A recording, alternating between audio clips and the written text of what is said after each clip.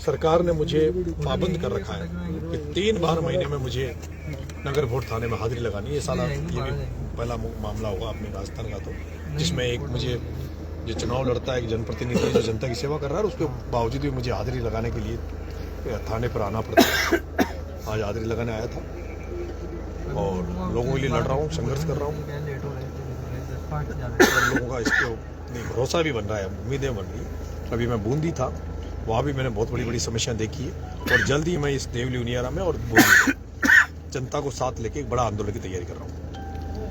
आप चुनाव के बाद में अब चंद्रशेखर जी से मिले, बेनीवाल जी आपके पास है, आप जिस तरह मोर्चा खड़ा करना चाह रहे हैं प्रदेश में, क्या संभावनाएं हैं, किस तरह देखते हैं आप? देखिए, जिस तरह की कांग्रेस और भारतीय जनता पार्टी की राजनीति है,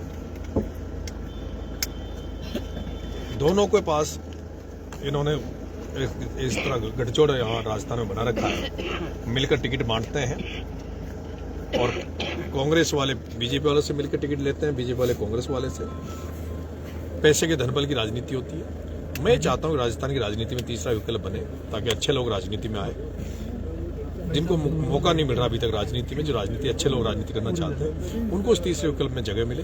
और उसी के तहत मैंने चंद्रशेखर जी आजाद, हनुमान जी बेनीवाल, आम आदमी पार्टी के नेताओं से, अखिलेश यादव के सपा के अतुल जी प्रधान साहब, ऐसे तमाम जो लोग हैं जो थर्ड मोर्चा चाहते हैं राजस्थान, उनसे मैं मिलने का प्रयास मिलकर एक मोर्चा बनाने का रूपरेखा हम लोग बना रहे हैं और जल्दी आपको अच्छे परिणाम भी सुनिए। बिहार चुनाव को लेकर क्या कहना चाहेंगे? कई तरह के आरोप लग रहे हैं कि वहाँ पर भी वोट चोरी किया गया है, इसको क्या कहना है? अभी मेरे यहाँ भी वोट चोरी हुआ है।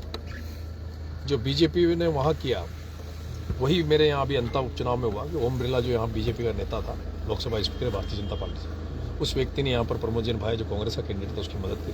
पूरी बीजेपी 90% बीजेपी प्रमोद जैन भाई के साथ खड़ी थी और पैसे से तोलियां बांट के, चांदी की तोलियां बांट के वोट खरीदा गया।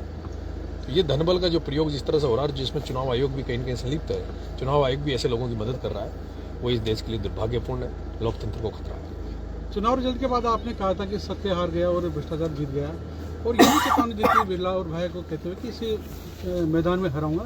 तो कहाँ तक ये क्या प्रयास है? बिल्कुल, मैं लड़ रहा हूँ, जनता को जगा रहा हूँ, जनता को इनके काले कारनामे के बारे में बता रहा हूँ। अभी मैं जब बूंदी था रात को, नेनुआ में अभी मैं जाके आया हूँ, मैंने देखा किस तरह से बिरला ने हजारों बीघा जमीनों पर गौशाला के नाम पर कब्जा कर रखा है। किस तरह से किसानों को हजारों बीघा अपने पानी जो किसानों को जाने वाला था, 167 करोड़ की एक लिफ्ट योजना थी, उसका पूरा पानी को कब्जा लिया है बिरला ने। तो ऐसे हर जगह इनके काले कारनामे जो भी है उनको जनता के सामने लाऊंगा और जनता को जगाने का प्रयास करूंगा। डोंगरी बांध में जो आपने भाषण दिया था उसको लेकर एफआईआर दर्ज हुई है सपोर्टर में, क्या कहना चाहेंगे, किस तरह से? देखिए, जिस व्यक्ति को दबाव देकर एफआईआर कराई गई, वही व्यक्ति सोशल मीडिया पे आके लाइव आकर ये कह रहा है कि भाई मैंने कोई एफआईआर लॉन्च नहीं कराई और मैं कोई कार्रवाई नहीं चाहता। उसके बावजूद भी पुलिस प्रशासन पर इस तरह का दबाव है कि पुलिस प्रशासन नरेश मीणा में कार्रवाई करे। लेकिन जो भी होना है मैं उसके लिए सामना करेंगे और जब भी वो आदेश करेंगे मैं उसमें जाके सरेंडर अपने आप को सरेंडर करूँगा। आप जिस तरह से भाषण में डायरेक्ट नाम लेते हैं, आपको डर नहीं लगता कि देश के सबसे बड़े प्रतिष्ठित व्यक्ति के खिलाफ आप हो रहे हैं? ये बड़े लोग नहीं है, इनको जनता ने बनाया है, लेकिन ये जिस तरह का जनता का शोषण कर रहे हैं, मैं तो उनको जगा रहा हूँ, जनता को कह रहा हूँ कि तुमने जनसेवक के नाम पर, जनता के भलाई के नाम पर इनको चुन रहे हो, लेकिन ये जनता का एक खून चूस रहे हैं। और उनकी मैं तो पोल खोल रहा हूँ, मैं उनके खिलाफ कुछ नहीं बोल रहा, मैं तो उनके जो काले कारनामे हैं उनको जनता के सामने रख रहा हूँ। लोग अभी भी आपसे बहुत अपेक्षा करते हैं, खासकर जो पीड़ित लोग हैं, आप जहाँ भी जाते हैं आपके सामने। मैं अभी आया तो ये बेरवा समाज के एक व्यक्ति मेरे से भी मिले यहाँ थाने में, नगर कोर्ट में। क्या नाम बाबा? धनपाल बेरवा है। और इस धनपाल बेरवा की 4 बीघा जमीन पर गांव में किसी बड़े आदमी ने कब्जा कर रखा है।